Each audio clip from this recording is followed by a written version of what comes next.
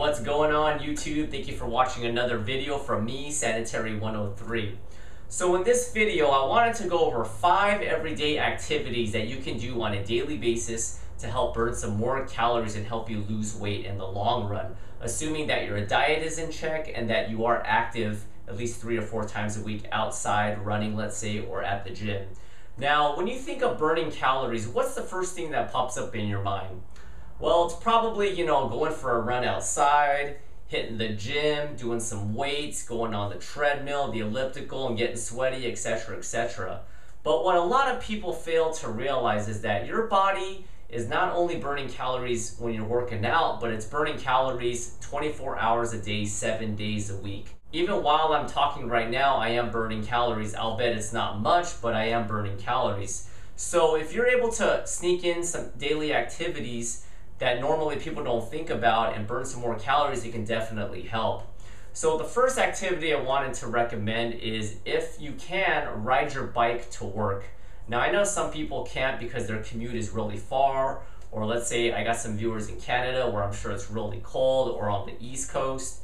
But if your commute is pretty reasonable and you have the time, you might as well grab a bike and go to work. That's going to help you burn a little bit more calories.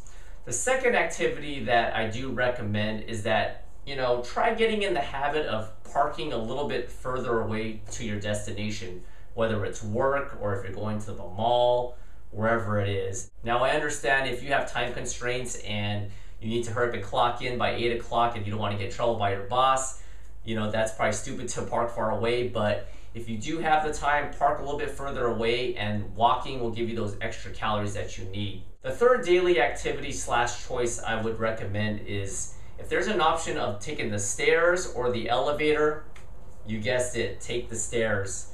Now, at my work, I have to park on the 3rd floor of the garage. I'm not trying to rag on other people, but I do have eyes, and one thing I've noticed is that the majority of the people that are taking the stairs are the people that are actually thinner, and a lot of the people that, let's say, are a little bit more overweight, guess what? They're taking the elevator. It should be reversed. Those people should be taking the stairs. Well, in actuality, I think everybody should take the stairs, unless, you work at somewhere where it's like 100 floors, but you get what I'm saying. So if you can take the stairs, and assuming you don't have any knee injuries or any other health issues, and it's only a few flight of stairs, why not, burn those calories and take the stairs? The fourth everyday activity / lifestyle choice that I see people doing is, during lunchtime, they actually go for a walk. They put in their MP3 player, their iPod, whatever, and they go walking around, the building.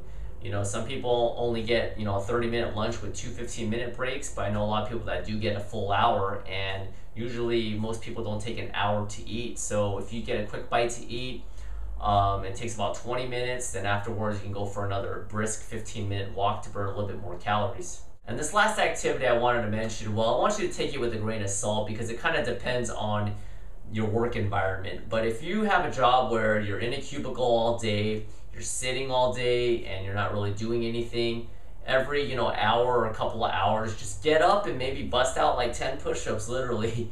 Now, once again, if your coworkers are cool with it, and your boss is not anal retentive and are not going to look at you all crazy, then do it. But if you work in a different type of environment, I'm kind of blanking out right here, but use your common sense basically. So that might help a little bit more. Okay, that about wraps it up, but before I leave, I did want to mention one important thing.